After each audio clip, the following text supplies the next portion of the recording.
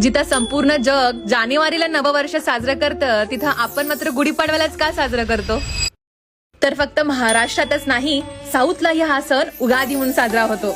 युग म्हणजे काळ आणि आधी म्हणजे सुरुवात, म्हणजेच काळाची सुरुवात.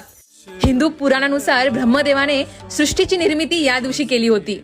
आणि असंही म्हणतात की जेव्हा रामाचा या दिवशी राज्याभिषेक करण्यात आला होता, तेव्हा प्रजेनं गुढ्या उभारून हा सोहळा साजरा केला होता.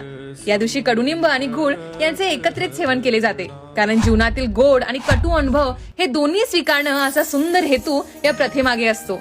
ऍस्ट्रॉलॉजीनुसार हा दिवस 3.5 मुहूर्तापैकी एक मानला जातो, जिथं सारे ग्रह आणि नक्षत्र अत्यंत अनुकूल परिस्थितीत असतात. त्यामुळे आपण या पवित्र दिवशी नवीन वस्तू घेणं किंवा कोणतंही शुभ कार्य करणं अत्यंत शुभ मानलं जातं.